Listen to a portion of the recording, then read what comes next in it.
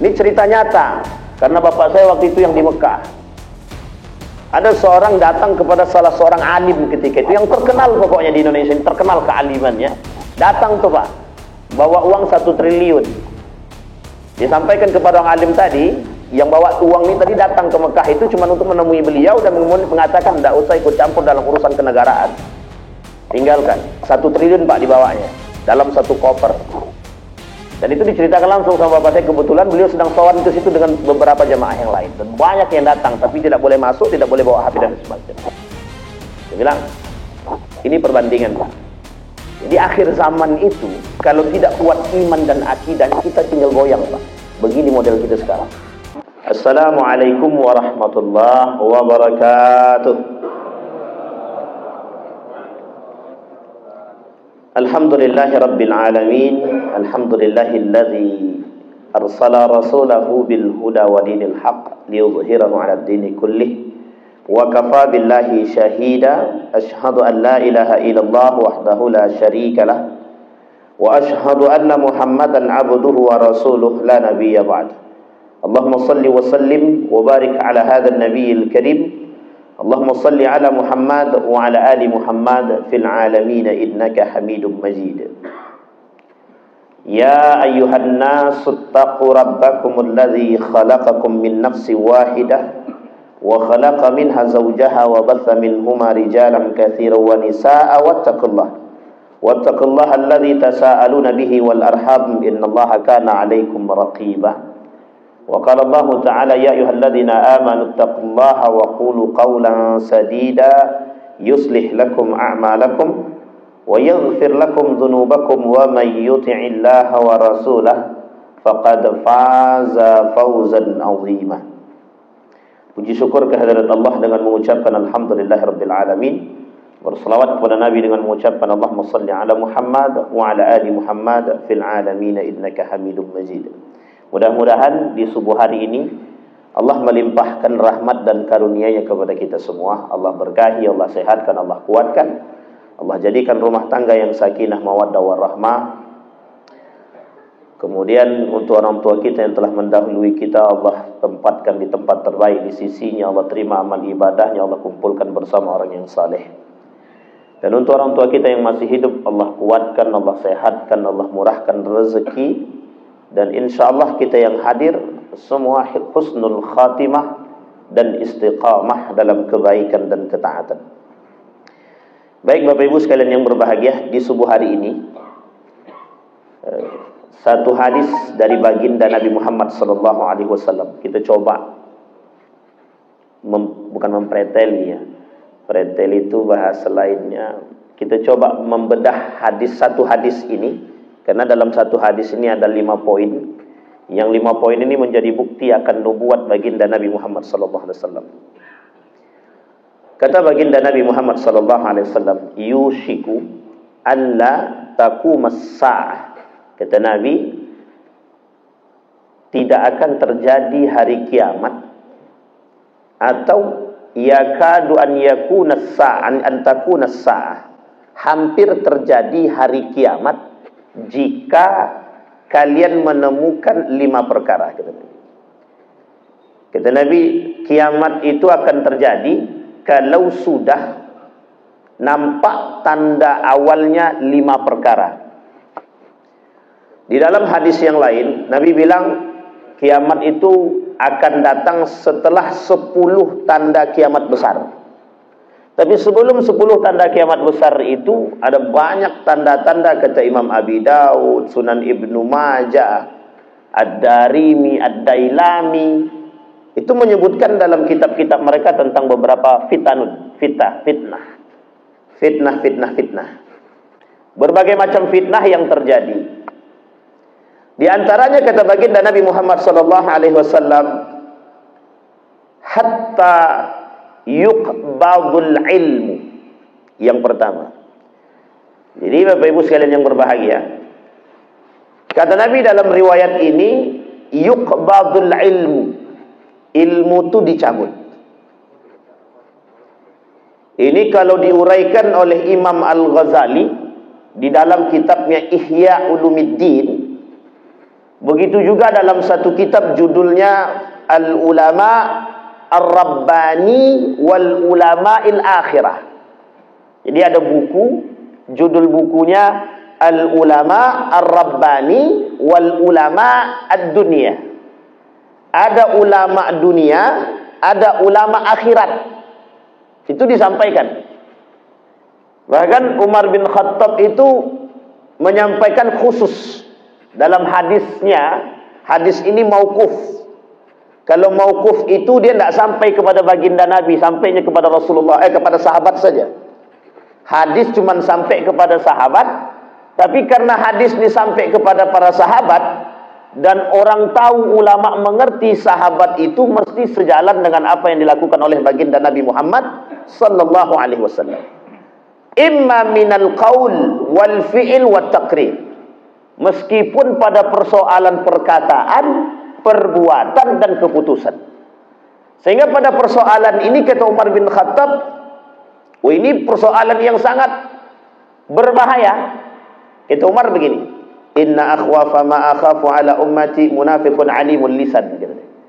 Kata Umar bin Khattab, yang paling aku khawatirkan daripada umat Nabi Muhammad ni, dan ini menukil dari hadis Nabi, nanti kita lihatkan hadis. Yang paling aku takutkan itu munafiqun alimul lisan. Kemudian sahabat bertanya, kaifa yakunu munafiqan aliman? Jadi sahabat bertanya sama Umar, loh kok bisa? Ada orang munafik tapi cerdas, orang munafik tapi pintar, orang munafik tapi alim, maka disebutkan munafiqan aliman. Itu Umar bin Khattab, kaifa yakunu hakada? Kata sahabat, kaifa yakunu munafiqan aliman? Bagaimana jadinya kok bisa ada orang munafik bisa alim? Kemudian disampaikan sama Umar bin Khattab, munafiqun alimul lisan. Cerdas lisannya tapi tidak cerdas hatinya. Maka disebut dengan munafik. Kalimat ini disampaikan oleh para ulama yang lain dalam tulisan mereka, disebut dengan izharul Islam wa ibtalul kufri. Ada orang yang menyembunyikan kekufuran, mereka tampakkan keislaman. Itu namanya munafik itu. Nah, kembali kepada poin tadi, yuqbadul ilmu dicabut. Poin pertama dulu. Ketika ilmu dicabut ini, kata Ustaz Adi Hidayat, itu bukan dicabut, bukan dihilangkan oleh Allah fisikanya, kimianya, matematikanya, fikihnya, bukan. Bukan ilmu itu yang hilang, bukan dihilangkan, bukan digeser, bukan dihapus. Disarah oleh hadis yang lain. Innallaha la yantazi'u intiza'an, walakinnallaha yantazi'ul ilma biqabdil ulama. Tapi hilangnya ilmu, cabutnya ilmu tadi biqabdil ulama, dengan menghilangkan ulama, dengan menghilangkan alim ulama. Sekarang kita garis bawahi dulu kalimatnya. Ulamanya yang kita garis bawahi. Loh, kalau ulama ini perlu kita garis bawahi, perlu sangat.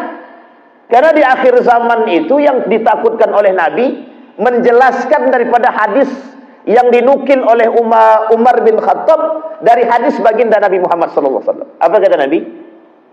Yang paling dikhawatirkan oleh Nabi di akhir zaman itu bukan Dajjal. Bukan Dajjal. Dajjal khawatir.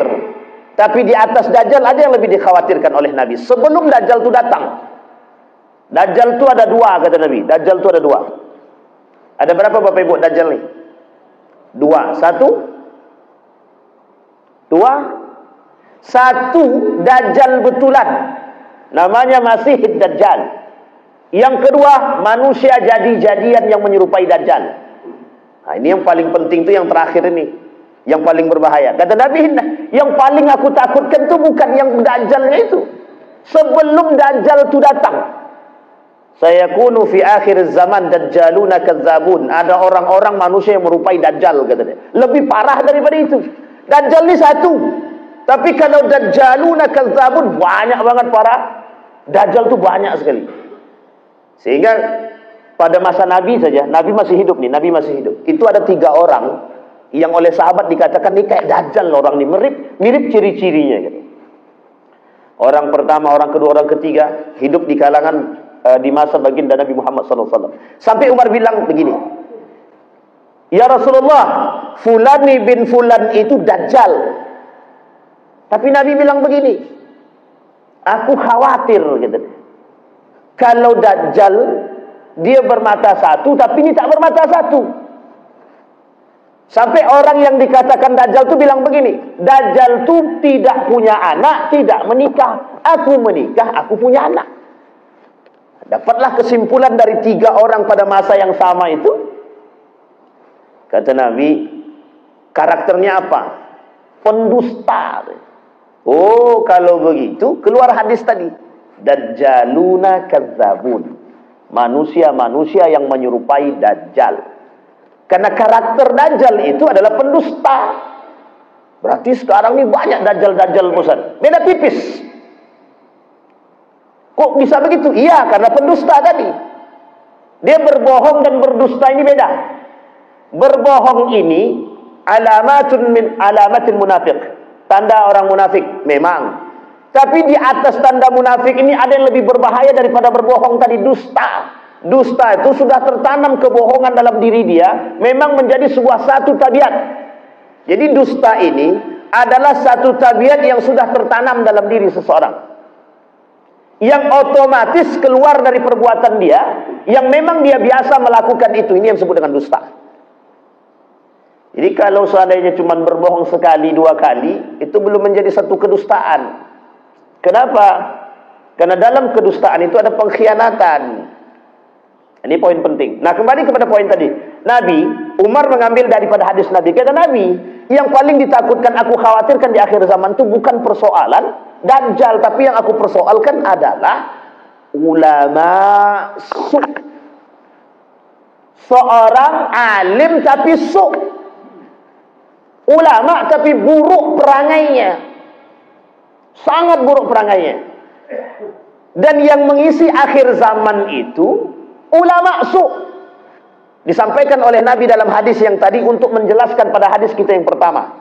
Hadis yang pertama kan ada 5 tanda hari kiamat itu, kata Nabi. Dijelaskan pada poin yang pertama oleh hadis yang kedua yang kita gandeng tadi. Intiza'an yantazi'uhu. Walakin Allah yantazi'ul ilma biqabdil ulama. Dengan cara mengambil ulama. Kalimat selanjutnya muncul setelahnya ittikhazul juhal. Ittikhazul juhal ini artinya ketika ulama yang soleh ini diangkat, ulama-ulama yang baik diangkat, bermunculanlah ulama yang 2. Ulama su secara perangai, ittikhazul juhal satu. Ada orang yang mengaku ulama. Ada orang yang mengaku ulama. Kita ambil contoh. Ini saya sampaikan Bapak Ibu, biar Bapak Ibu lihat. Di televisi banyak. Banyak sekali. Betapa banyak hari ini orang-orang yang mengaku alim agar dia punya banyak pengikut, sehingga mohon maaf, akhir daripada perbuatan dhalun wa adhan, sesuai dengan hadis Nabi. Ittikhazul juhal, mengambil orang bodoh menjadi alim, mengambil orang bodoh jadi panutan, akhir daripada perbuatannya dhalun wa adhan, sesat dan menyesatkan. Lihat Bapak Ibu sekarang film yang tenar tahu ya, namanya Walid Nak Dewi kan, itu bukan cerita, itu fakta. Kalau Bapak Ibu mau lihat, kelilinglah Indonesia, pasti Bapak Ibu temukan. Kenapa kok begitu yakin Ustaz? Kami temukan. Waktu saya tinggal di Yogyakarta 18 tahun kurang lebih kami tinggal di Jawa itu, dari Banyuwangi perbatasan, kemudian Serono, Jember, sampai ke Yogyakarta, sampai Semarang, boleh Bapak Ibu cek dah. Ada orang sholat tapi tidak pakai baju sehelai benang pun, tapi pengikutnya banyak. Ini namanya ittikhazul juhal. Uniknya punya pengikut. Itu tidak terlalu berbahaya. Zahir Ustaz kesirikannya, zahir kemunafikannya, zahir kesesatannya. Ada orang yang samar-samar menyesatkan kita. Ada orang alim tapi tidak punya akhlak. Itu namanya samar-samar dalam penyesatan. Berilmu tinggi, tapi ternyata diam-diam ilmu yang tinggi digunakan untuk menyesatkan umat. Inilah kaum liberalisme, sekulerisme, pluralisme, materialisme, semua yang isme-isme, termasuk feminisme. Ibu-ibu jangan tersinggung ya. Feminisme, gerakan kewanitaan yang dipelopori oleh Eropa Barat, semuanya itu gerakan menuju kepada pembangkangan terhadap nilai-nilai Islam, sesat dan menyesatkan. Kami ini Ustadz gerakan anti poligami, kata ibu-ibu kan, misal kami ini gerakan anti poligami. Ibu-ibu tidak mau poligami silahkan, tapi mengingkari hukum poligami kafir. Itu dia. Yang digiring kemana? Yang dia giring tujuannya apa? Agar ibu-ibu ini benci dengan poligami. Kalau benci terhadap poligami ada dua kemungkinan. Kalau tidak suka masih aman. Tapi kalau benci dengan poligami dan hukumnya kafir, tersamarkan kekafirannya. Coba bayangkan tuh. Ini bermula dari mana? Ittikhadzul juhal. Maka ulama jadi terbagi dua. Ada yang disebut dengan ulama Rabbani, ada ulama yang disebut dengan ulama su. Parahnya lagi kata Ali bin Abi Thalib, bukan ulama su. Kata Ali bin Abi Thalib, ulama dunia. Tahu Bapak Ibu ulama dunia ini maksudnya apa? Ulamaul amwal. Alim tapi butuh duit. Kata Ustaz Adi Hidayat, namanya ulama air pump. Kalau tidak dibayar, tidak keluar. Dan itu zahir. Bapak Ibu boleh. Ini kita katakan fakta saja, bukan apa tidak. Ini fakta, Pak. Karena ini yang dihadapi. Ini saya ceritakan fakta yang sangat unik yang telah lama, tidak sekarang ya, tapi lama. Dalam sejarah kemerdekaan Republik Indonesia. Ini kita ceritakan.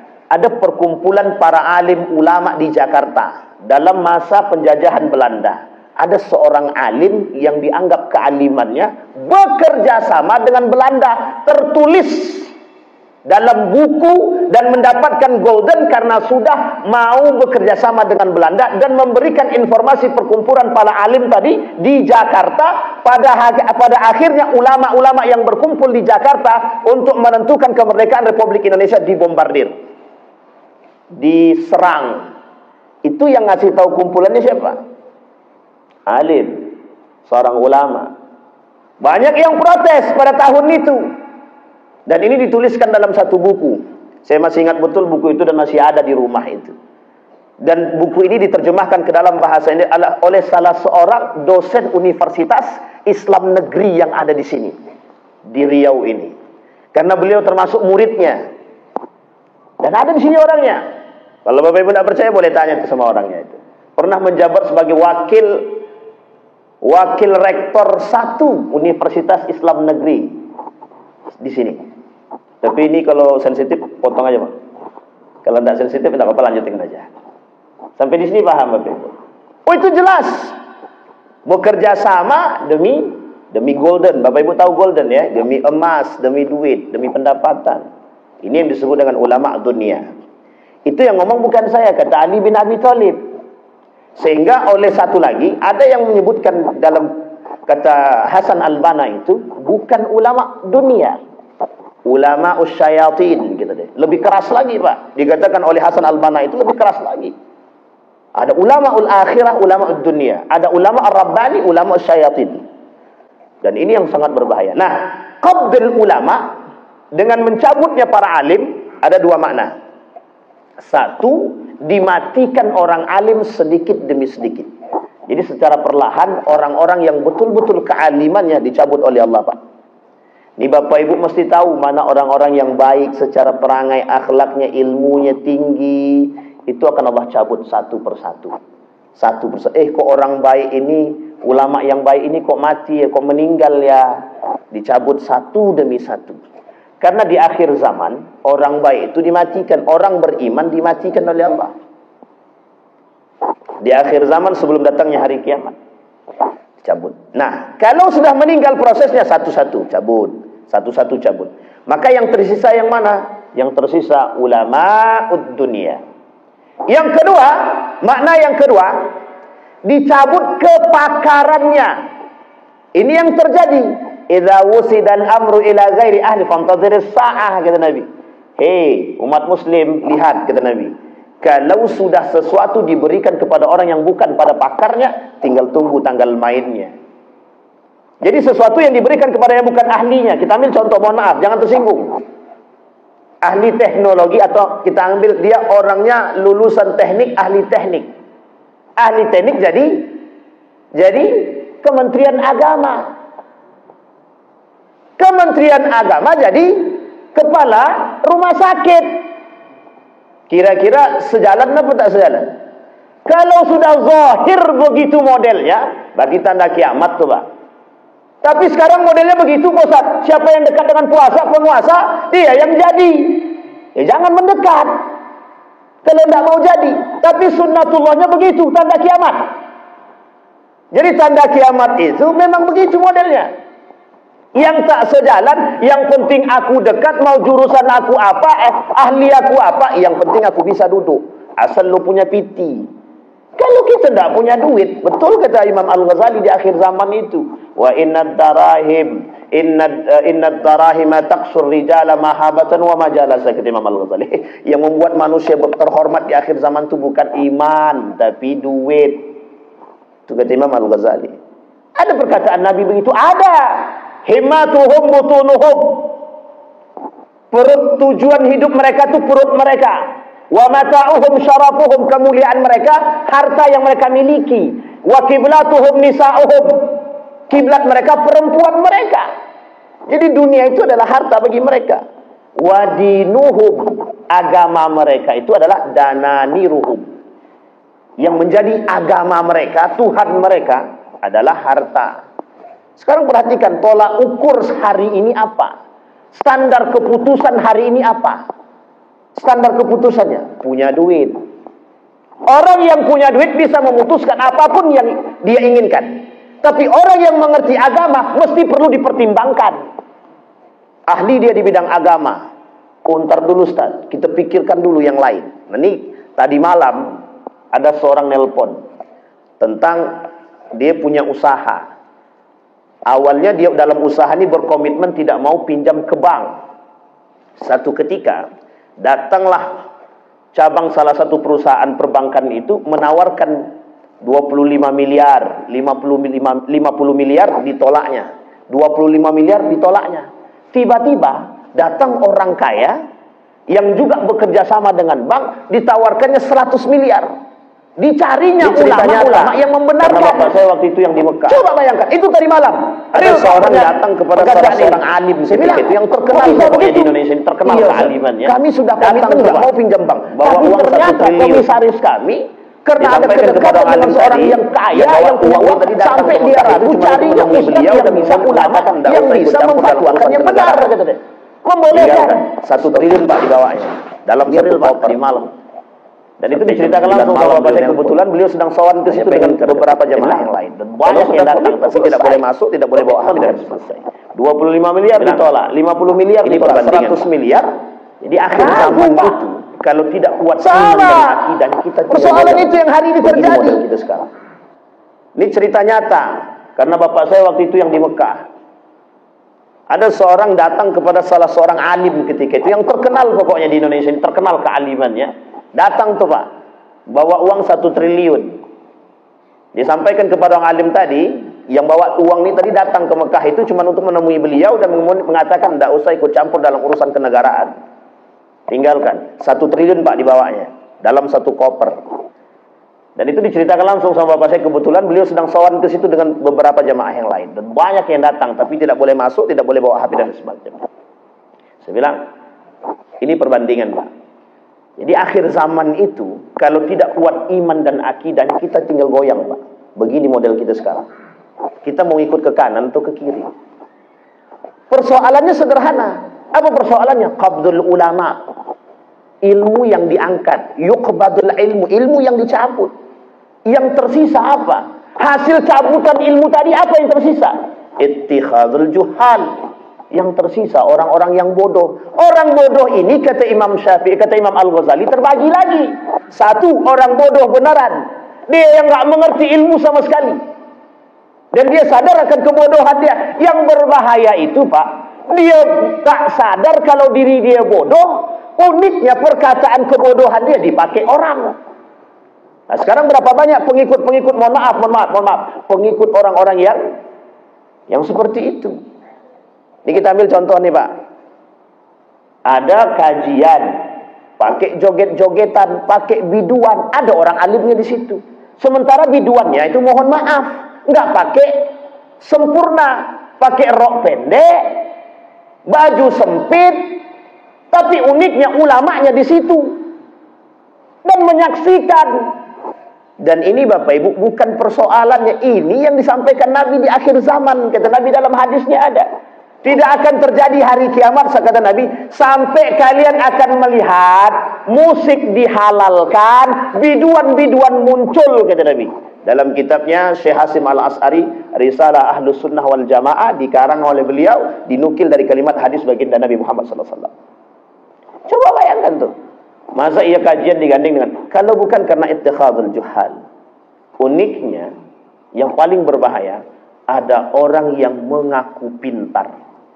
Ini yang paling berbahaya. Inilah yang disematkan oleh Nabi dalam hadisnya. Yang paling ditakutkan oleh Nabi bukan Dajjal, tapi yang ditakutkan oleh Nabi adalah orang yang pura-pura alim hanya untuk mendapatkan jamaah.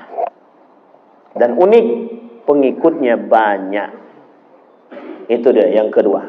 Pemahamannya bi ittikhadul ulama, ittikhadul juhal, kemudian bi qabdul ulama. Pemahaman yang ketiga, ketika ilmu dicabut dengan mematikan para alim yang pertama, yang kedua kepakaran dicabut, yang ketiga, yang disebutkan oleh Nabi tadi, tersebarnya kebodohan di antara umat, dan kebodohan itu disebabkan karena munculnya orang-orang yang mengaku cerdas dan pintar. Kemudian kata Nabi dalam riwayat yang lain, ada alat yang membuat itu tersebar. Ada alat yang membuat itu tersebar. Yataqarabuz zaman wa yataqarabul aswaq. Kata Nabi, kenapa orang-orang yang bodoh-bodoh tadi bisa tersebar, bisa banyak pengikutnya, orasinya bagus. Kata Nabi, di akhir zaman itu qalilul fuqaha wa kasratul khutbah. Kathirul khutbah wa qalilul fuqaha. Banyak para penceramah, sedikit para fuqaha.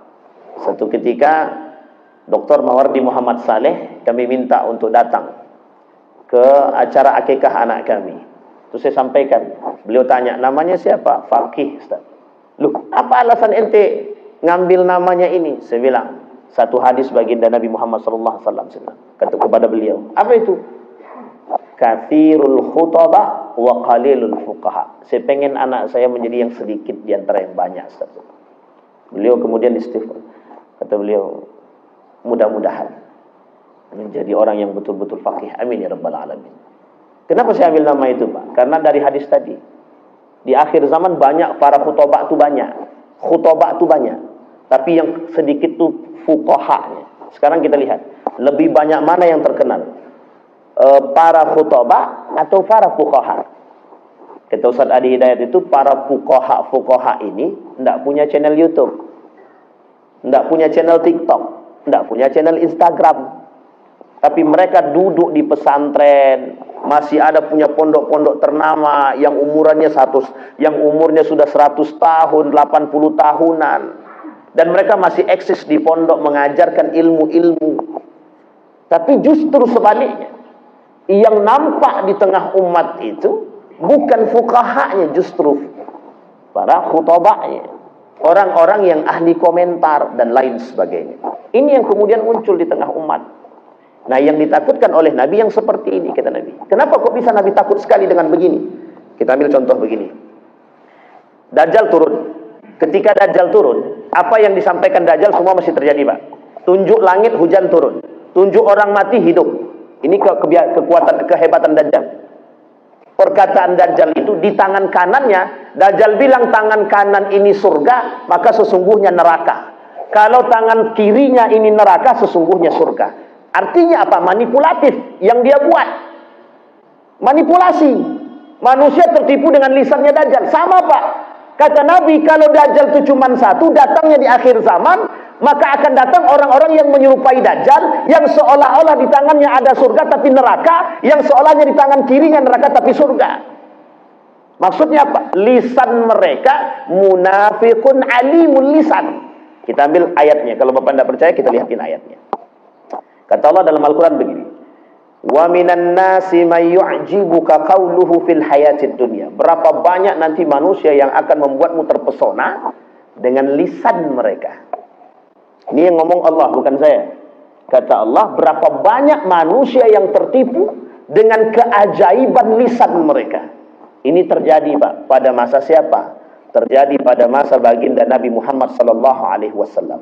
Ini saya sebutkan Bapak Ibu, sejarah kaum munafik pertama sekali di muka bumi ini dalam Islam terjadi pada masa baginda Nabi Muhammad SAW. Di mana? Di Madinah. Madinah itu kota suci atau tidak? Kota suci apa bukan? Saking sucinya kota Madinah ini, muncul di situ manusia munafik. 40 orang sekaligus muncul. Nabi kantongin tuh namanya. Diberikan kepada siapa? Diberikan kepada Hudzaifah ibn al-Yaman. Kata Nabi, pegang nih nama baik-baik. Jangan kasih tahu siapapun. Sampai Umar bin Khattab manggil Hudzaifah sini. Ada enggak nama saya di antara 40 kaum munafik itu? Kata Hudzaifah ibn al-Yaman cuma tersengir aja. Enggak disebutnya. Sampai dia wafat enggak ketemu. Tidak disebutkan siapa 40 orang. Tapi Nabi saking sudah begitu tidak sukanya dengan kaum munafik, pernah satu ketika kumpul di dalam masjid, disampaikan Nabi, Fulani bin Fulan berdiri, Fulani bin Fulan berdiri, sampai 40 orang. Nabi katakan mereka semua munafik, kata Nabi. Tapi ketika itu orang-orang yang lain tidak boleh melihat, cuman harus menghadap ke depan saja. Tapi Nabi tunjukkan nama-nama tersebut, Fulani bin Fulan, Fulani bin Fulan, Fulani bin Fulan. Coba bayangkan, kenapa saking Nabi tak sukanya perbuatan mereka yang suka mengadu domba, perbuatan yang suka mengacau, perbuatan mereka yang suka membuat onar dan lain sebagainya. Dan itu terjadi di mana? Di Madinah. Nabi masih hidup. Sekarang pertanyaannya, Nabi sudah masih hidup apa tidak? Sudah meninggal. Pertanyaannya lebih besar atau lebih ringan? Jelas fitnah itu lebih besar. Kata Nabi dalam hadisnya akan muncul di akhir zaman, sab'ina kadzab. Akan muncul di akhir zaman, kata Nabi, 70 para pendusta. Sekarang saya tanya Bapak Ibu, berapa banyak pendusta yang muncul sekarang? Ada 70? Se-Indonesia ini ada 70. Tak usah sedunia lagi, se-Indonesia ada 70. Kalau belum sampai 70 berarti belum ada kiamat lagi itu. Tapi kalau sudah 70, hampir setiap lini ada pendustanya, Ustaz. Berarti sudah lebih dari 70. Artinya apa? Bahasa itu kiasan. Sama dengan bahasa Nabi akan muncul di akhir zaman, kata Nabi, umat Islam itu terpecah menjadi 73 golongan. Pertanyaannya, 73 golongan yang selamat berapa? Satu, Ahlus Sunnah wal Jamaah. Pertanyaannya, sekarang berapa banyak muncul aliran sesat itu? Majelis Ulama Indonesia lebih dari 1000-an aliran sesat yang ada di Indonesia. 73 apa 1000? Itu baru Indonesia. Mirza Ghulam Ahmad, di mana tuh? Di mana? India. Masih banyak, masih Pak. Walid, sesat tuh Pak. Yang di Bengkalis, dalam pengajian, boleh menyentuh istri orang, boleh mencium istri orang. Tapi pengajian tuh Pak. Katanya apa? Yang punya, yang mursyidnya ini sudah alim soleh. Jadi kami bebas Pak. Mau melakukan apapun. La ilaha illallah. Kalau gitu mau juga kita daftar jadi mursyidnya itu Pak. Na'udzubillah ya summa. Yang pertama, qabdul ulama. Jadi Bapak Ibu, kalau kita tidak bersiap di akhir zaman dengan ilmu dan iman yang teguh, dia dua cuman kuncinya Pak, ilmu iman. Kalau berilmu saja tanpa iman mesti hancur Pak, hancur. Kalau beriman tanpa ilmu, ini susah Pak. Orang ibadah sholat tapi tanpa ilmu, tidak ada gunanya Pak. Hal yastawil ladzina ya'lamuna wal ladzina la ya'lamun, tidak sama orang beribadah itu dengan ilmu tanpa ilmu, tidak sama. Maka kedua-duanya harus jalan, ilmu iman. Orang berilmu kontrolnya apa? Iman. Jadi jangan mentang-mentang punya banyak ilmu, mohon maaf ya, mohon maaf. Banyak ilmu, tapi karena tidak punya iman, lisannya suka-suka hati dia mencaci maki orang. Lisannya suka-sukanya mencaci itu kalau tidak ada kontrolnya Pak. Oke, ulama suk itu banyak. Ulama suk itu banyak. Apa penyebab mereka jadi suk? Lisan mereka, akhlak mereka.